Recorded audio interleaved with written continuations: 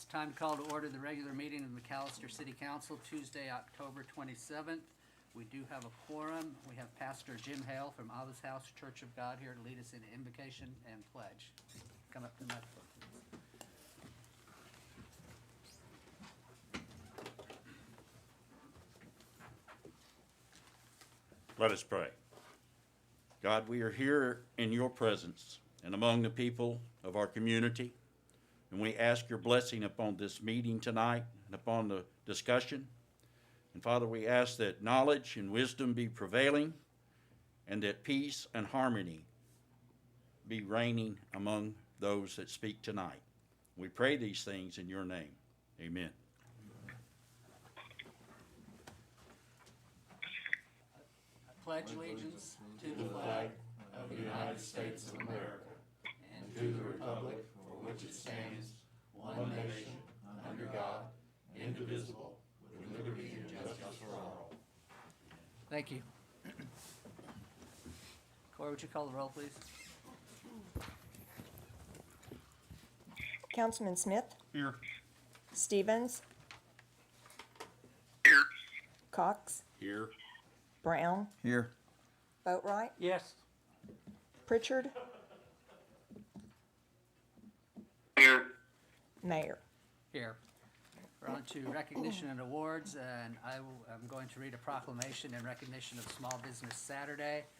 Whereas the government of McAllister, Oklahoma celebrates our local small businesses and the contributions they make to our local economy and community.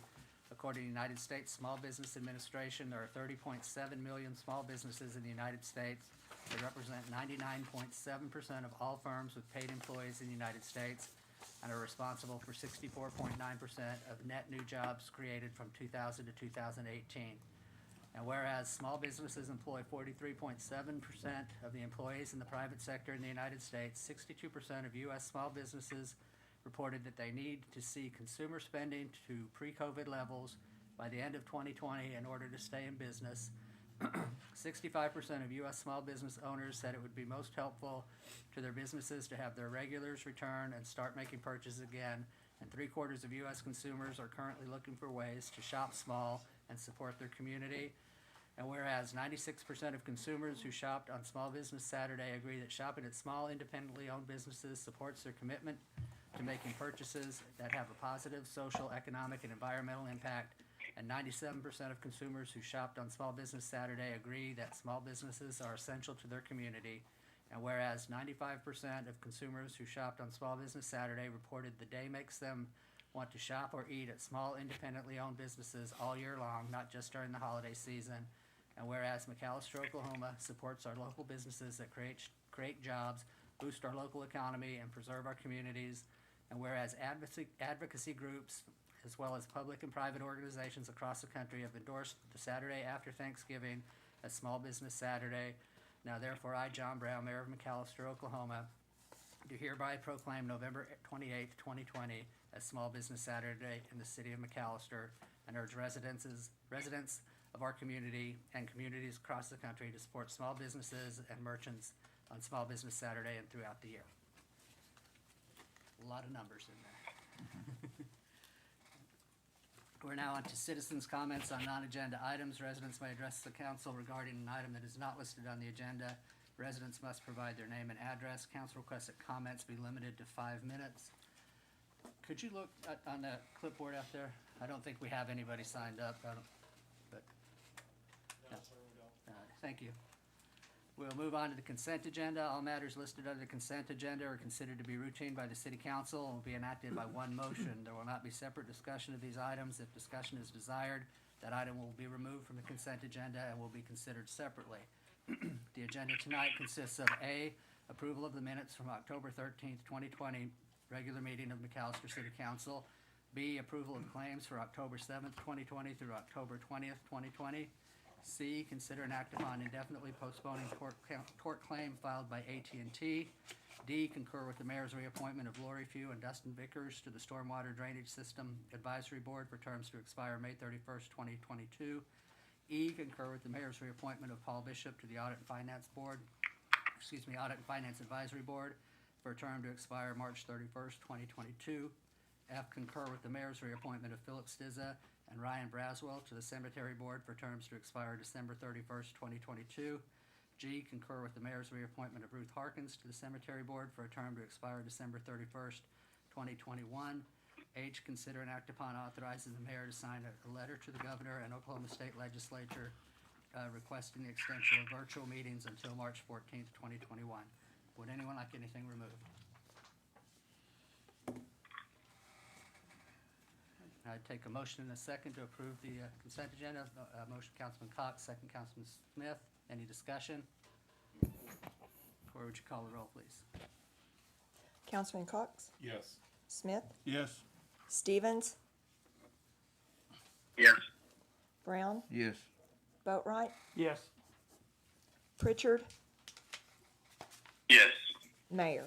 Yes, and the motion carries.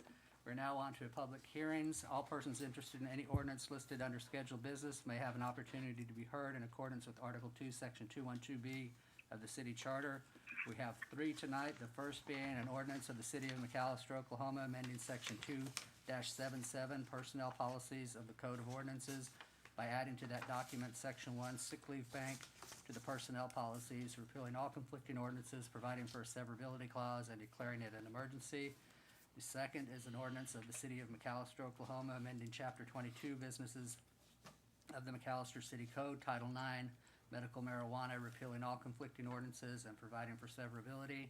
And the third is an ordinance of the city of McAllister, Oklahoma, amending ordinance number 2687, which established the budget for fiscal year 2020-2021, repealing all conflicting ordinances and providing for a severability clause and declaring an emergency. Take a motion and a second to open public hearings. Motion, Councilman Smith. Second, Vice Mayor Brown. Any discussion? Yes, Yes, okay. I'm asking a question on this sick leave bank. We gotta open the hearing first. Okay. Okay. Corey, would you call the roll, please? Councilman Smith, Yes. Brown, Yes. Stevens, Yes. Cox, Yes. Boatright, Yes, Pritchard, Yes. Mayor. Yes, and the motion carries. Councilman Boatright, that's an agenda item that you want to discuss, and this is a public hearing for actually the public to discuss it. So it would be, I think it would be proper for you to address it at the agenda item and not in the public hearing. okay. Okay. Is there anyone that would like to address the first ordinance? Seeing none, the second ordinance? Seeing none. And the third ordinance? Seeing none, I take a motion and second to close public. Motion, Councilman Smith, second, Councilman Cox. Any discussion? I'm sorry, Corey, would you call the roll? I said it in my head. Councilman Smith, Yes. Cox, Yes. Brown, Yes. Boatright, Yes, Pritchard, Yes. Stevens, Yes. Mayor. Yes, and the motion carries. We're on to agenda item number 1, consider and act upon authorizing the city manager to enter into an interagency agreement with the Oklahoma Department of Environmental Quality to receive reimbursement of up to $30,000 for costs related to the purchase of a new brush chipper from the McAllister landfill. Who's gonna take this one? I will, Mayor. Mr. Stasiak.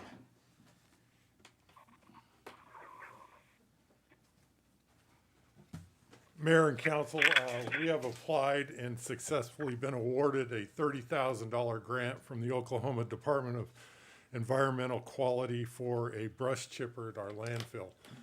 To give you some idea, we allow residents to bring all their brush to the landfill. What we do is we stockpile that.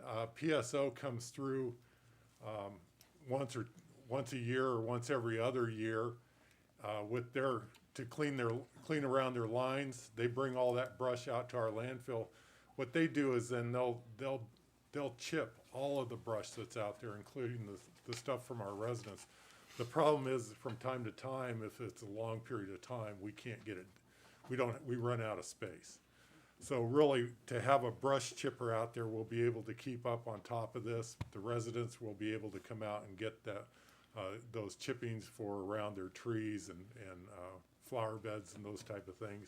And we'll be able to keep a much cleaner landfill and the opportunity for our citizens. We don't charge them for the mulch either, do we? We do not, no. It's just a service that we offer at our landfill. Okay. So the request is for $86,030.44 for the new unused brush chipper, with offset with the $30,000 grant. So we're looking at $56,030.44. Any questions or comments? Mayor, Vice Mayor Brown? thank you, sir. Mr. Stazak, to the landfill, somebody asked me this the other day. I know a water bill is required. Is there anything else required to go to the landfill? In other words, a water bill, if they don't have a water bill, we have to pay, right? No, you can't pay to use the landfill if you're in the county. Oh, Okay, okay. it's for McAllister residents only. Well, I And think if I you can- show up with your water bill, then you can utilize the facility. It's open Monday through Friday from 8 to 12 o'clock, and then the second Saturday of every month from 8 to 12. Okay, but if you don't live in It's for McAllister residents. McAllister, okay, good, People in the county can utilize the one in Alderson, okay, which is Republic Services. okay, well, that came up, so that's Sure. why I asked. Do you have your hand up? Oh, I was just asked the same about the same thing he was. But now they do require you to have your driver's license with your water bill. So I got caught not looking around, not doing what I was supposed to, and I got turned away. So Yep. you will get turned away, I promise you. They are very, very strict on it. They got the mayor too, so don't feel alone, okay? Thanks for throwing me under the bus there. You're welcome. I had my driver's license, just so you know that. I just didn't have the water bill with me. Is there any other questions or comments? Take a motion and a second to approve. Motion, Councilman Smith, second Vice Mayor Brown. Any further discussion? Corr, would you call the roll, please? Councilman Smith, Yes. Brown, Yes, Boatright, Yes, Pritchard, Yes. Stevens, Yes. Cox, Yes. Mayor. Yes, and the motion carries. We're on to agenda item number 2, consider and act upon an ordinance of the city of McAllister, Oklahoma, amending section 2-77 personnel policies of the Code of Ordinances by adding to that document section 1 sick leave bank to the personnel policy handbook, repealing all conflicting ordinances, providing for severability clause, and declaring an emergency. Ms. Irvin? Mayor and council, when we did our codification a few years ago, this was in an ordinance originally from May of 2002. And when I went to look for the ordinance in our, it was just a footnote and the number of the ordinance. But, so we got the committee together so that we could put it into our personnel policy book so that everybody can see it and know what it is. And so that's what this is doing. The only changes we met with the committee. We made 2 changes to the original, and you had to be here 18 months, and we changed that to 12 months. All of our other benefits kick in at, before, for then. And then we changed the continuous service to collective accumulated services, because some people have moved away and come back, and so we wanted them to be able to use their previous service to the city. Councilman Boatright, did you? yes. Back when I was working for the city, we had this policy here, and it ended up getting basically thrown out because there were people that were abusing this policy. They was using all their sick leave with no real reason, just said they were feeling bad. Then they busted the bank trying to getting more money and to pay for their sick leave when they really needed it. So I'm hoping that this will help, or somebody's got to supervise for who's allowed to get it, because if it goes by the old ordinance, then they can just abuse it. It's what they can do. Well, we amended that ordinance along the way. I'm not sure what exact year, maybe 2015, 16. I'm not sure. But they have to exhaust all of their sick leave, vacation, comp, and holiday time to get to this bank. Okay, but this, And the original one said only sick. So they would have, hundreds of vacation or comp or other types of leave, and they would get sick bank leave. But that has been taken away because it's exhausted all of their sick, vacation, and comp right there in section A. well, I agree, because this is something good, because people that don't use their sick leave can put it in there, and somebody that's had a tragedy or big sickness, cancer, something, they can tap into it once they use all their leave and stuff. So I'm not against it. I just don't want it abused like it was before. Well, I fully agree with that. We do have a committee that oversees the distribution of the sick bank leave. Okay. The committee would do the approval or the disapproval of the application? We have meetings and I guess we vote on it. The HR controls the meetings. If that's what you're talking about. HR distributes the leave because they have the ability to do that in the system. If I come in, I have no leave, and I say, hey, I need to get sick leave out of the sick leave bank, somebody has to approve that, right? Right. You take it to the committee, you apply for it, and that requires medical, documentation and all that kind of stuff. It's, a medical leave, and it has.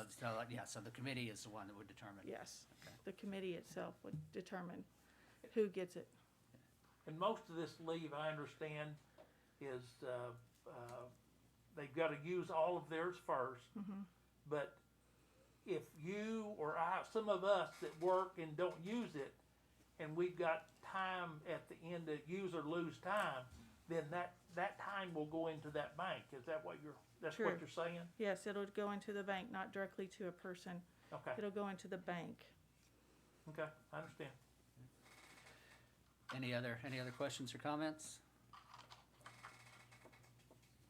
All right, take a motion and a second to approve. Motion, Councilman Boatright, second, Councilman Cox. Any discussion?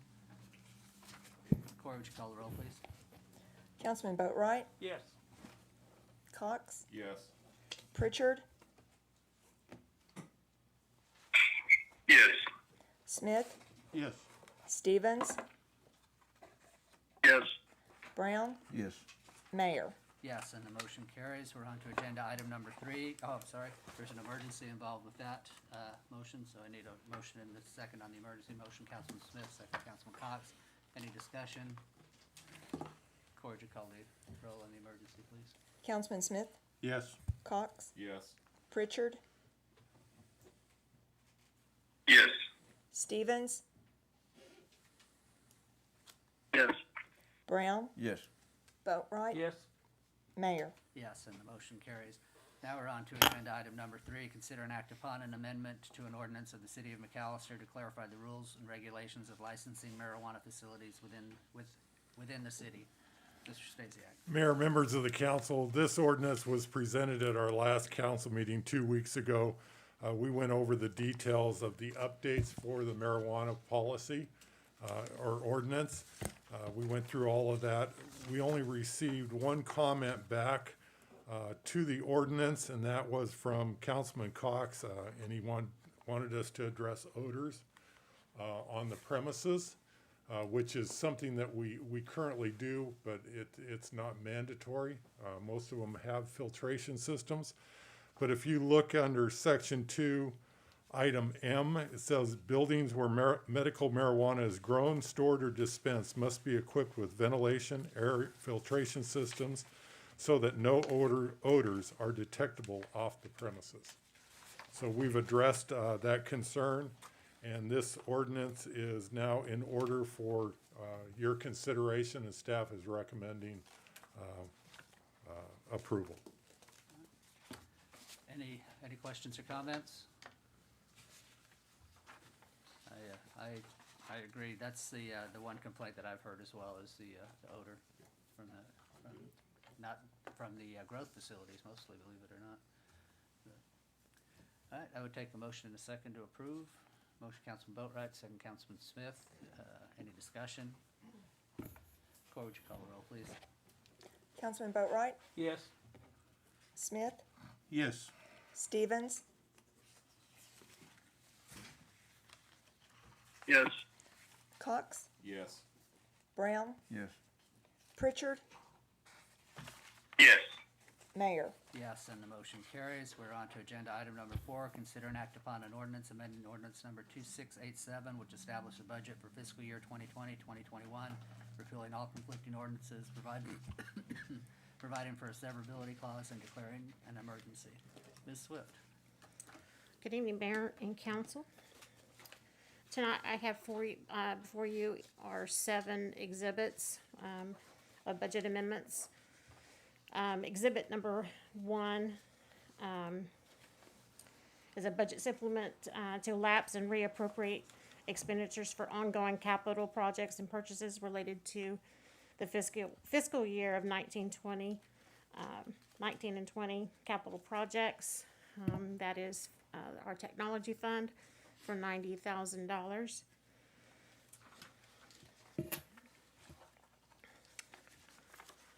Exhibit number 2 is stormwater fund.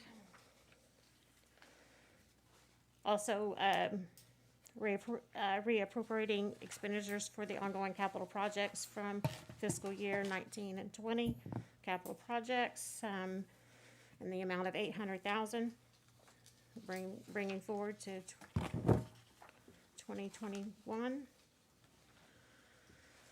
Number 3 is infrastructure fund. This is, bringing forward, $75,000, on fund balance. And then $100,000, we increased sales tax, which is due to our, revenue that has come in a little bit higher to increase, expenditures, below that for a total of $175,000. This will put money towards the asphalt overlay projects. We took away from street reconstruction. We have lift stations, infrastructure improvements, a negative 35 there. Second, water source and water line replacement is a wash there. And then a contingency for future unnamed projects at this time. Number 4 is our capital fund. Portion of this is a budget supplement that's lapsing and reappropriating expenditures for ongoing capital projects and purchases related to fiscal year 19 and 20. And then also funding, for fiscal year 20 and 21. This is funding the replacement of the police car, the Stipe roof rehabilitation, the roll-off truck payments that were just purchased, sidewalk projects, and then Choctaw donation for parks. And also contingency for future projects not yet named. Number 5 is our general fund. This is actually, the 1.3 million is our CARES Act. And what we're doing here is recognizing that. Transfer to capital 800,000 of that, which is a portion of the previous exhibit on exhibit 4 of 800,000. And then we are taking this opportunity to reimburse the emergency fund that we took out in 19 and 20 for 500,000. So we're going to replenish that fund. Number 6 is our CDBG grant fund, bringing forward to from 19 and 20 expenditures for 137,902. And this is to complete that, the 2019 CDBG sewer project that is now coming to completion. And then my final one, which is Exhibit 7, is recognizing the transfer from general fund for the 500,000 in regards to that emergency fund I just mentioned. And for those that aren't aware, the ordinance that created the emergency fund requires us to, when we take money out of it, to begin paying it back in the next year. So Yes. This is something that we're actually required to do by our laws. I've got just to be clear on the Exhibit 3, Yes. that is, because I know we had, at our last meeting, we talked about what we were gonna do on Chickasaw, and we didn't wanna take any money from any water projects. This is all new money, correct? This is not previously appropriated money. This is coming from the CARES That's Act money, cor- so we're not taking anything from any other projects for this. That is correct. We left the water as alone as requested. Yeah. The Just funds. wanted to make sure on that one. Councilman Smith? Did you have, Councilman Cox? But it shows there's a $41,000 decrement to the water line replacement. It's just moving that, the second water source is just a netting of the two. It's just moving one line item to the next.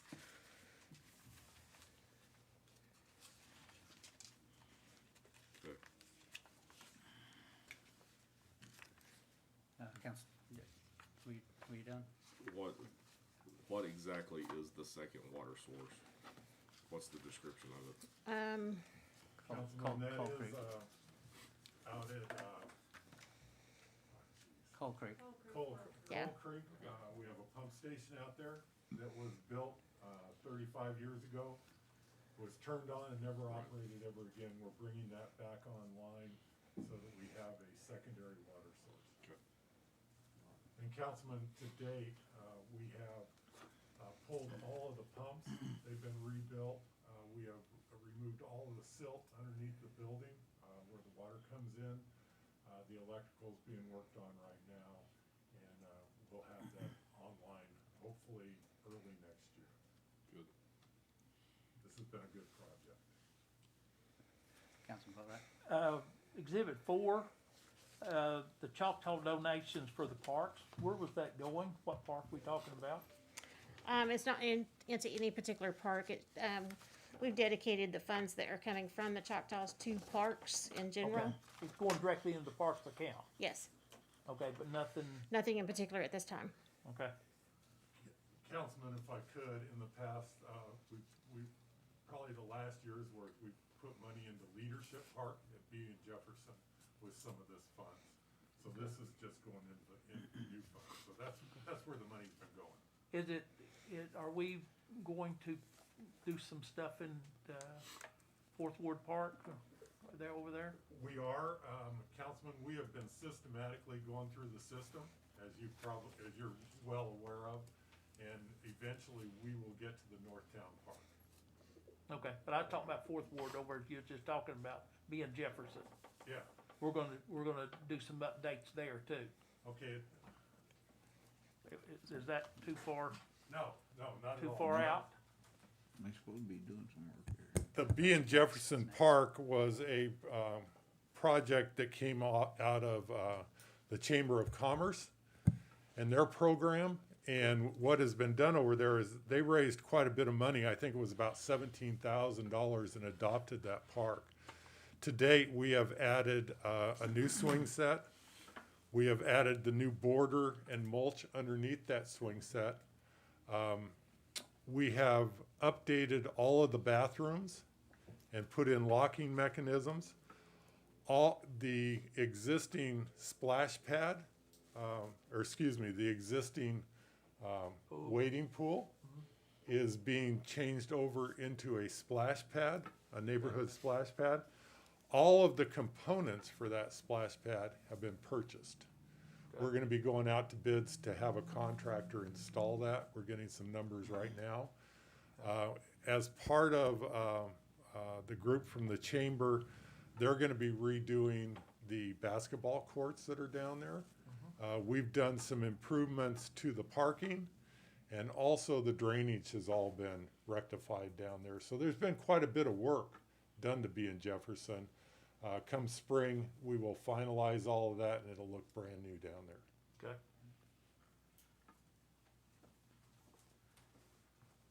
We've also used that parks money for, at Connolly Park for the new equipment there as well, didn't we? And for Thunderbird Park. We've used it everywhere, Yeah. so, yeah, absolutely. Yeah, it's a great thing. It's the Choctaws basically are helping us, Update our yeah. park system. yeah, and they have no obligation to do so, so that's why it's such a good situation. Any other questions or comments? I'd take a motion in a second to approve the motion of Vice Mayor Brown, second Councilman Boatright. Any discussion? Cora, would you call the roll, please? Vice Mayor Brown, Yes. Councilman Boatright, Yes. Pritchard, No. Smith, Yes. Stevens, No. Cox, Yes. Mayor. Yes, and the motion carries. This also has an emergency with it, so I take a motion in a second on the emergency. I'll make Motion it, Vice Mayor Brown, second Councilman Smith. Any discussion? Cora, would you call the roll, please? Vice Mayor Brown, Yes. Councilman Smith, Yes. Stevens, Yes. Cox, Yes. Boatright, Yes. Pritchard, No. Mayor. Yes, and the motion carries. We are on to agenda item number 5, a discussion on our monthly financial update. Ms. Swift, you're up again. All right, in your packet, this evening, this is our financial summary as of the end of September of 2020. Percentage, at 25% of the year complete. Your first document is a general fund at a glance. At 11.5% over budget. As far as revenues, expenditures are 1.37, also over budget. MPWA fund at a glance. Revenues at 4.78% over budget. Expenditures at 5.29 under budget. And some of the, one of the budget amendments that I mentioned earlier will help bring this down and up there at the general fund revenues at a glance. We'll bring that more in line after that amendment is posted. The next document you have is the general fund sales tax revenue. We have exceeded budget this month as of September, or actually October's remittance by 90,000. However, as shown above, we are less than previous month and also less than the previous year, but exceeding the budget. The next one you have is the general fund use tax. We are under budget, indicating here by 99,000, give or take, and then up over last year, but less than previous month. Could you restate that? What'd I say?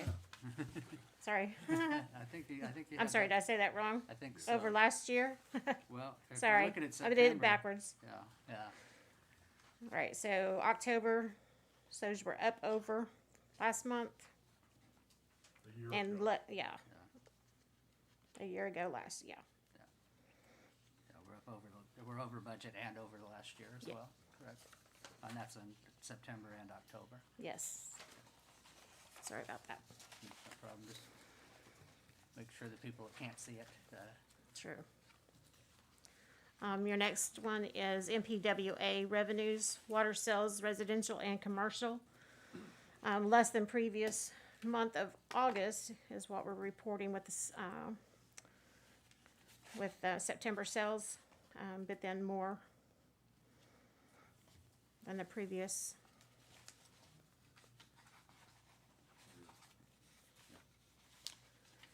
Yes, I'm sorry, more than the previous year. Water districts and wholesale, below that, more than previous month of August, and more than the previous year as well. Combination of rates and consumption being measured more accurately contribute to the exceeding budget on those. And then finally, you have your, our treasurer's report. One thing I'd like to report on this one is also repaying that $500,000 back to the emergency fund account is where that, where it says $3,374,000. That's where our $500,000 will go back into that fund when that's posted.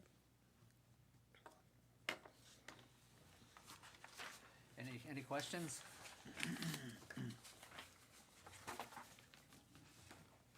Well, looks like we're continuing to move in the right direction. Had a little blip for 1 month on the sales tax, but That's everything true. else is looking well.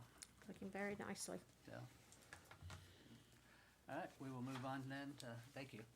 We'll move on to agenda item number 6, consider and act upon authorizing the city of McAllister to hire Admont Supply LLC to use vacuum excavation to remove surface glass and glass contamination from Hunter Park.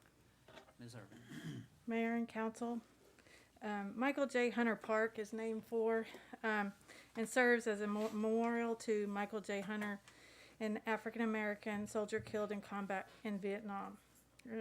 It's a 7-acre park. It was built in 1971. It is within 1/2 mile of this park. There are more than 100 children. The community has met several times wanting to do things in this park, and I know they're taking donations for a memorial, a new memorial. We have had studies, multiple studies about the problem in key areas in the park have soil, and really it's the surface glass contamination.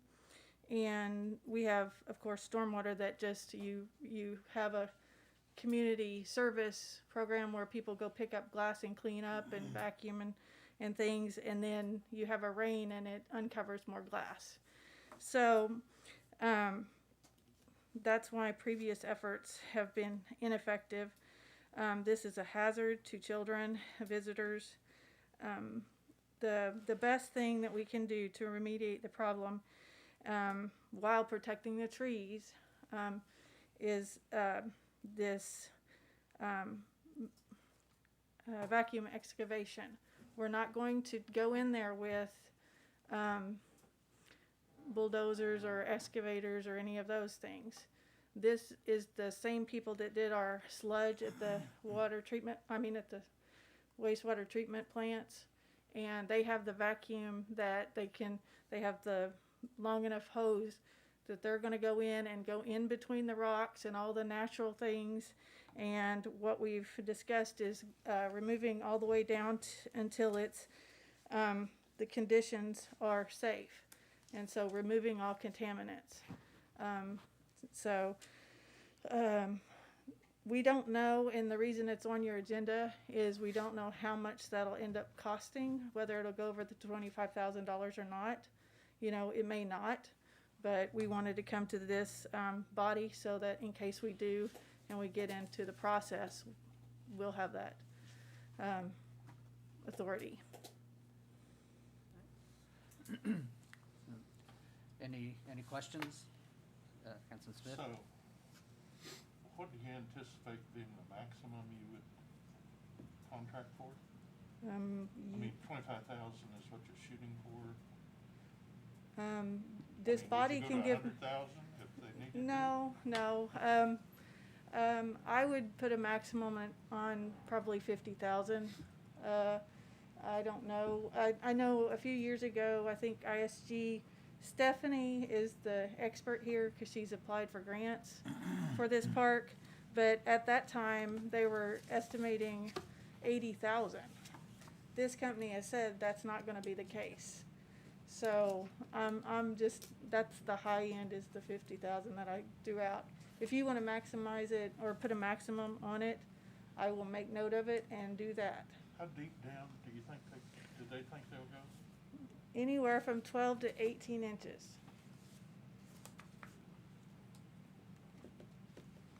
And I have included the site plan and it's mainly up there, if you've been there, Yep. in between the rocks and things. And so the first one is the primary glass location is the place where they'll have to do the most.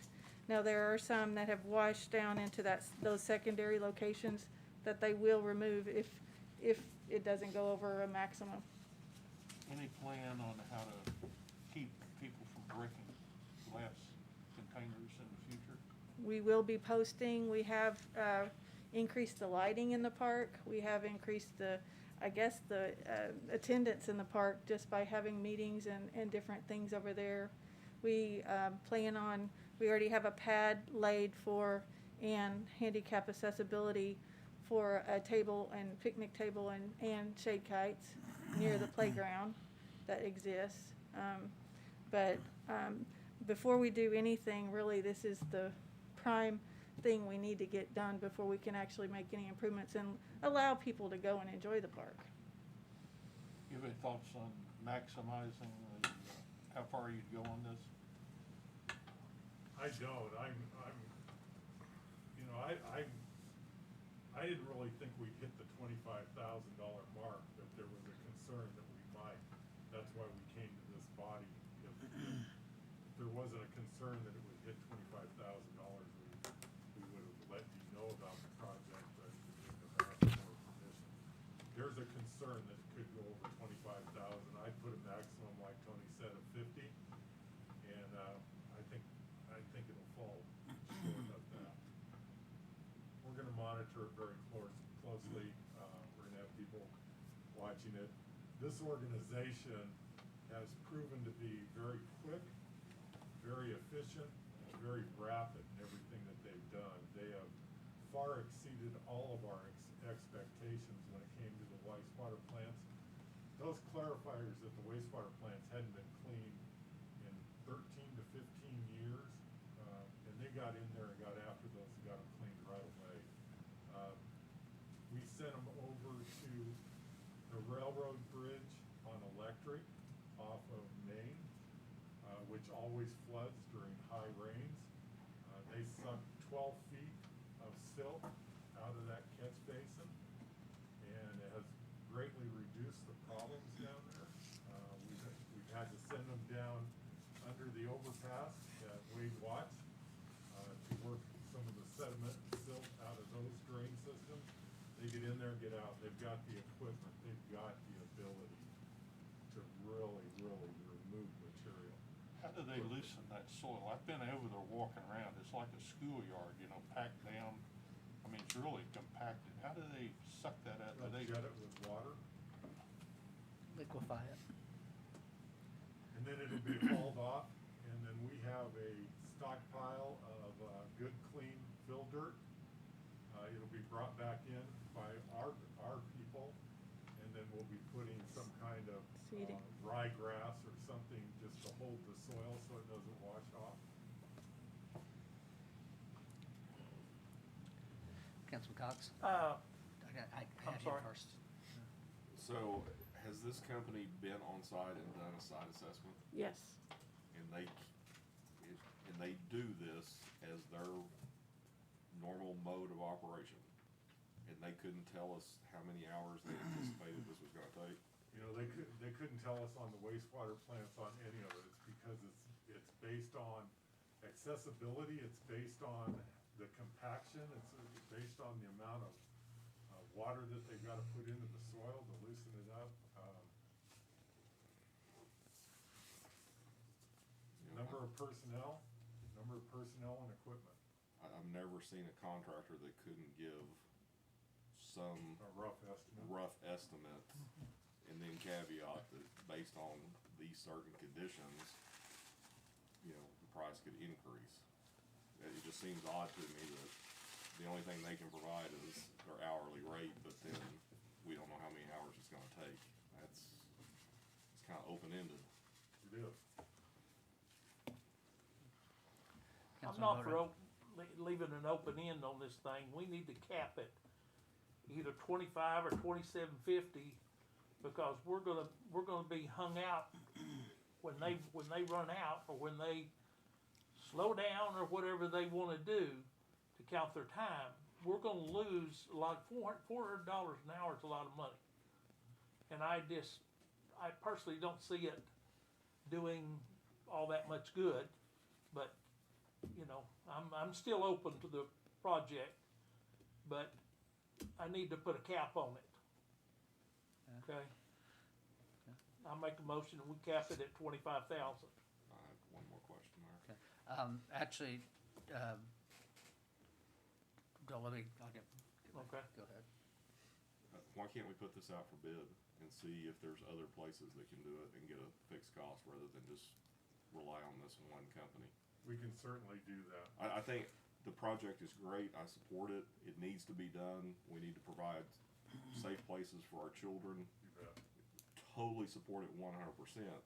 What I don't wanna do is get pigeonholed into an open-ended contract and this company know that, okay, we're gonna pay them $400 an hour, and then halfway in, they decide that, oh, well, we can milk another 50 grand out of the city Yeah. by slowing down a little bit. And we need to be good stewards of our taxpayer dollars. We can take a step back and reevaluate it.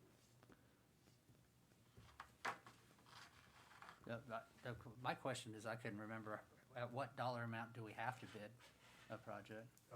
You need quotes at over 2,500 and you need bids at 25,000. So if we were going to raise this, we would have to open it up for bid anyway, wouldn't we? If we were It's gonna go, the way it's done, it's actually a service, and so you don't have to bid out services. okay. The problem we have is we don't know how deep, I mean, I can't write specs that say 18 inches, in these areas, because there's not 18 inches in several of them, in several places, because you hit bedrock. Well, but you'd write the contract from service to 18 inches deep, and then every vendor needs to come and look and do a walk of the site and look at the site conditions for themselves. With the Calculate the, And they calculate the number of, square feet, square yards, whatever they think it's gonna take, and put their cost together based on that. Okay. You're talking about not going below 18 inches. Well, I think Up to 18 we put a inches. depth on it, a Yeah, maximum 'cause that's- depth, and. You're gonna that place is full of rock. You can't hardly dig anything up there anyway, so I don't know that 18 inches would ever be met in the areas that you have marked here. Well, when we were on site, we did at least 15 in a few places. So he did go and see the park. We walked it, so Okay.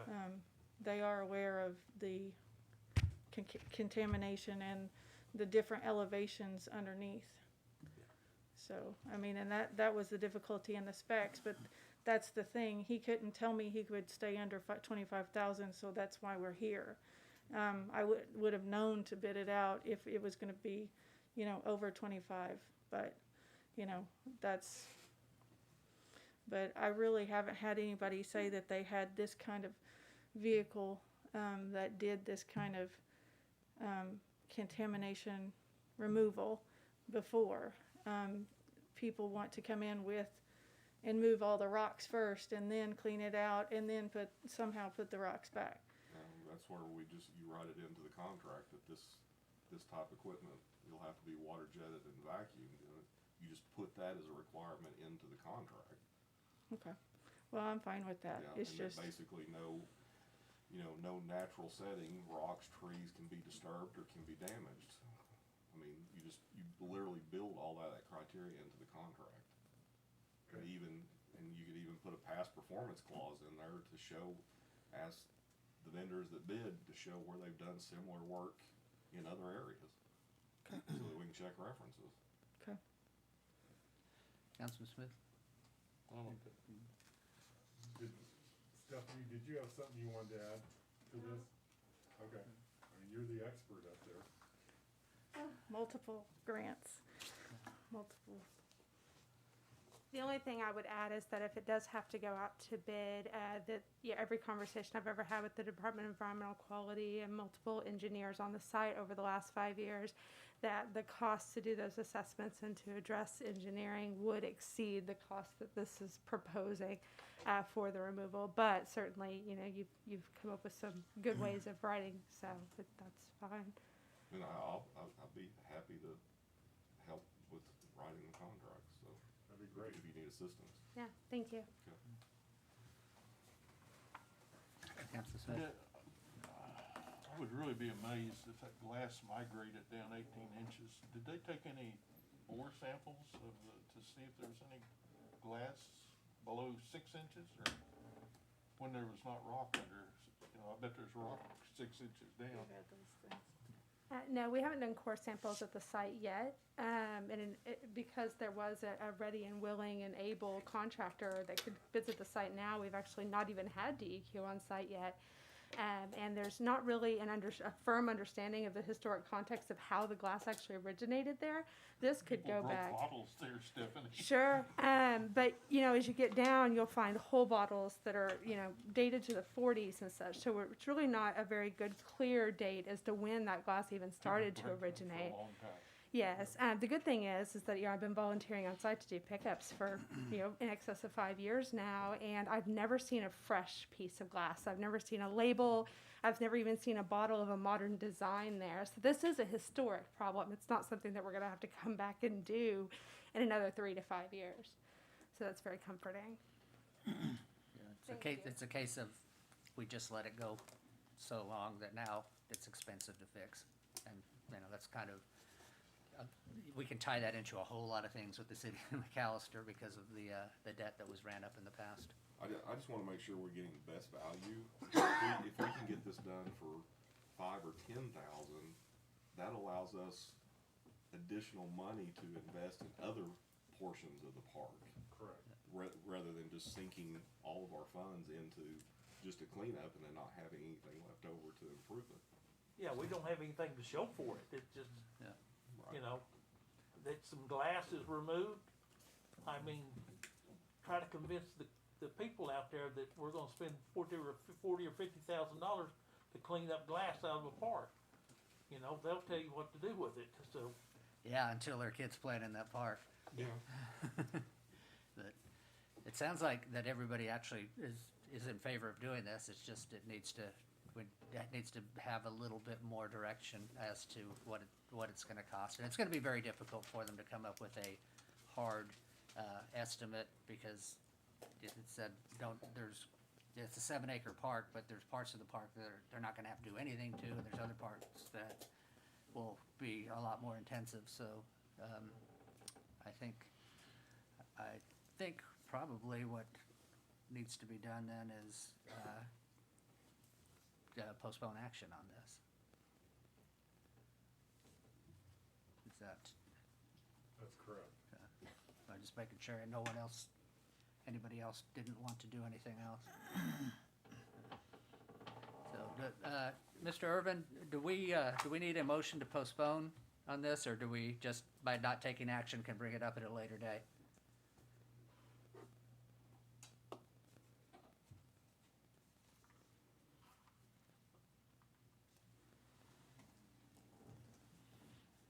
Mr. Irvin, are you there?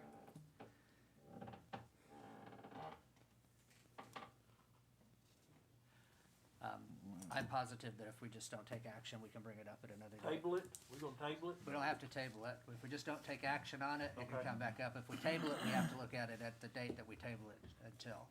Okay. So, and the good part of it, good part of this is that, you know, we're coming into the cold weather where the park isn't gonna be used as much, so it's not critical that we get it done, you know, in the next week or two.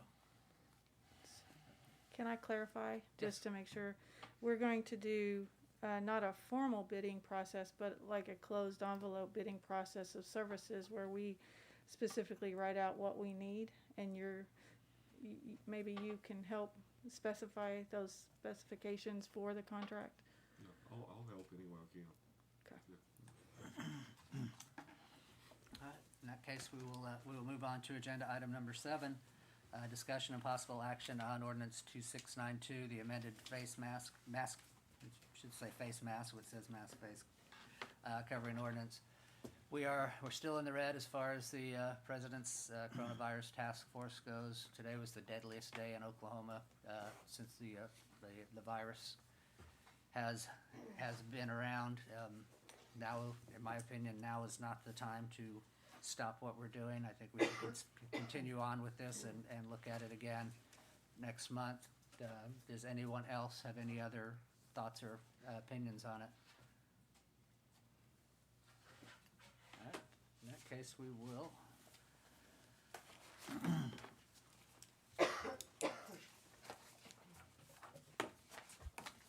We will move to new business. Mr. Stazak, do we have any new business?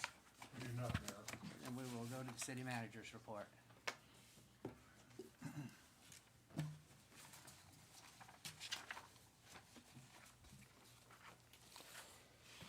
I'm going to start out with some really, really good news.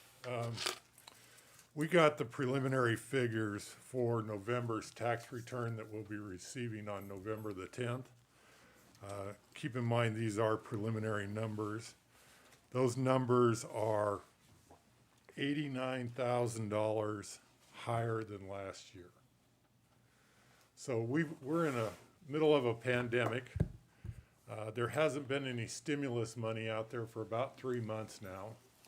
It's pretty much dried up. And the resiliency of our economy is still coming forward. So right now we're at $89,000 over last year. And to put that into context, that's $326,000 over what we budgeted for the month of November. So this is all excellent news for the city of McAllister.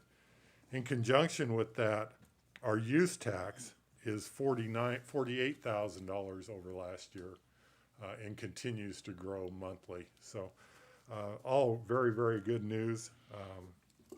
We continue to move forward and keep investing in this community. So these are very good news and good times for the city of McAllister.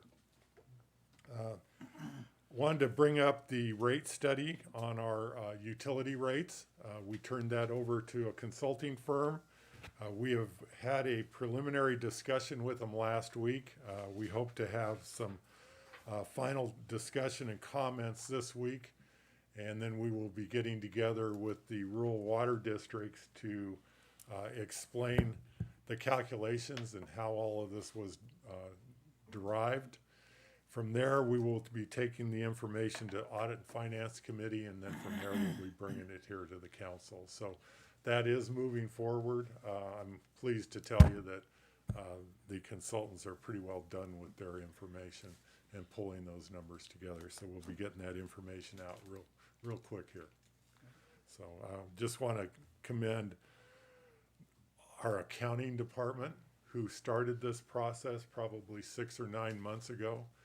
And their information that they pulled together is being substantiated by the consultants, and it's amazing the work that is coming out of our accounting department, and Sherry Swift, Kara Coy, Tony. I mean, it's just top-notch work that they're pulling together. Also, audit's going very, very well.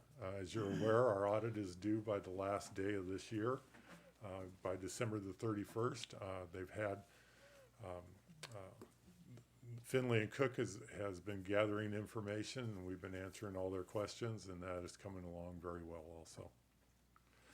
The last thing I want to talk to you about is we're going to be bringing some requests forward at the next council meeting, and they're going to be personnel requests. There are going to be some reinstatement of benefit requests, and just some general information that we're gonna be bringing forth, but I wanted to let you know that where we stand right now, personnel-wise, the city is at 191 employees. We budgeted for 210. Out of those 19 unfilled positions, we have filled the position this was as of September the 30th. In the month of October, we filled the position in the utility office. We have a new police officer getting ready to start, I believe this week.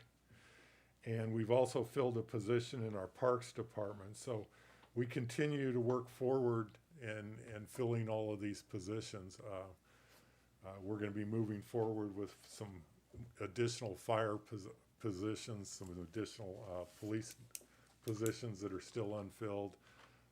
We're looking at our utility maintenance, our streets department, those type, and getting those positions filled. So we're continuing to move forward, invest in our employees, invest in the community, and rebuild this place. So that's all I have, Mayor. Thank you. Mayor, Yes, go I ahead. wanted to ask Pete, I've driven by the shops at McAllister a couple of times, seems like last week, and nobody was working. Did they get that crew back that they were gonna? Yeah, they've been working all along. I just missed them, I guess. They've got a lot of infrastructure going in. We actually met with Overland Construction, who is the construction company, along with the developers on Friday. They came in to just, there's some site changes that have occurred. They're actually adding another pad closer up by Steak and Shake. They're able to fit another pad in there. They wanted to just talk about where they're at with the project, address the rumors. The rumors out there are that Hobby Lobby's pulled out. That is absolutely untrue. That has not occurred, and there are no conversations to that. We don't know where this stuff starts. We don't have a clue. All of the stormwater is in the ground. The bulk of the water lines are in the ground. The sewer lines are almost completed. They're working right now with PSO and CenterPoint to get gas and electric onto the site. You know, it's interesting. You look at that site and you look at all the soft costs, which are all the engineering and design and buildings, and then you look at the construction costs of all the dirt moving and all the work that's gone on out there. And I asked the developer last week what they've got into this project to date. And they said that there's somewhere between $4 and $5 million into this project. Okay, at $4 and $5 million, you don't pull off a project. There are all kinds of rumors out there that this thing's not gonna happen, that businesses are pulling out.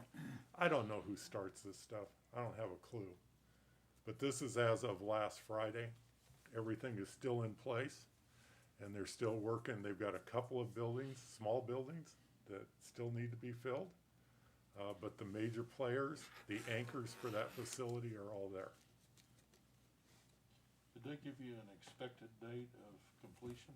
Yeah, they're still on August of 21. I think it's August 21, isn't it? Is that what it is? Yeah. So. Good deal. Thank you. Yes. All right, we will move on to remarks and inquiries by City Council. Councilman Cox? I have a question for City Manager. Pete, when we do water line repairs and we have to excavate a street, how's the process to go back once the repair's done, the timeline and the closeout procedure to make sure that the street is repaired and put operational again? Well, first and foremost, we only have one crew that goes back and puts water line repairs for streets back in place, whether it's concrete or asphalt. Okay. They are put on a list, and then that list is prioritized as to the oldest being number one to the most recent being the last one. Okay. From time to time, we fall behind, especially in times where the seasons are changing. We dread periods of, here at the city, right now, Mhm. which you're fully aware of. Mhm. As the soils cool down, as the clays change, it starts breaking lines. And we get behind going into the spring, so. I just I've just noticed there's several across town where we still have the safety cones up and they've been up for several months and we just got holes throughout our streets And we continue to work on those. Okay. The oldest gets fixed first. Okay. Councilman Stevens, I skipped over you, dude. I'm good, thank you, sir. Councilman Brown, No, nothing, Mayor, thank you. Councilman Boatright. One thing, one of the people in my ward, called me and asked me, would I check into why so much, I thought the concrete business was split between the two companies here in town.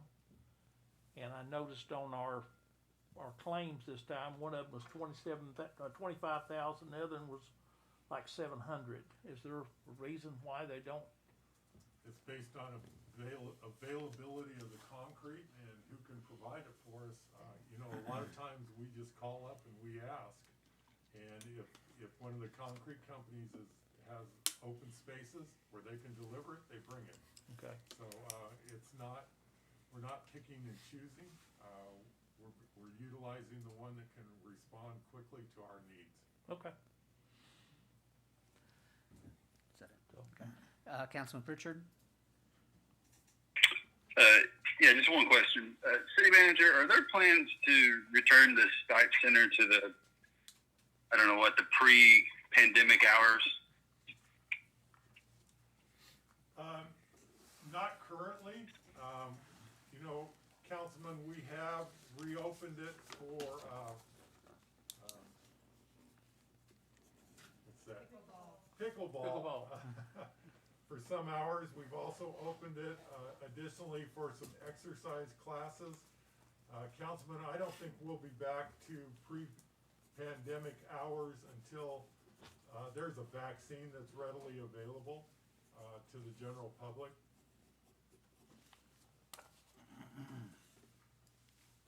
Thank you. All right, mayor's comments. I just want to reiterate what I said earlier about today. It was the deadliest day for the coronavirus in the state of Oklahoma. I think there was, we're getting into winter and we're getting where people are gonna be inside more and there's gonna be more potential for spreading the virus because people will be closer together than they were in warmer weather. So please continue to wear a mask if you're wearing one. If you're not wearing one, please consider wearing a mask, if not for you, for your loved ones, and for the high-risk people in our community. That we will recess the council meeting, and I would take a motion to convene as McAllister Airport Authority. Motion to include approval of minutes from the October 13th, 2020 regular meeting of McAllister Airport Authority. Confirm action taken on City Council Agenda Item B, 2, and to adjourn. Motion, Councilman Smith, second, Councilman Cox. Any discussion? Corey, would you call the roll, please? Councilman Smith, Yes. Cox, Yes. Brown, Yes. Boatright, Yes. Pritchard, Yes. Stevens, Yes. Mayor. Yes, and the motion carries.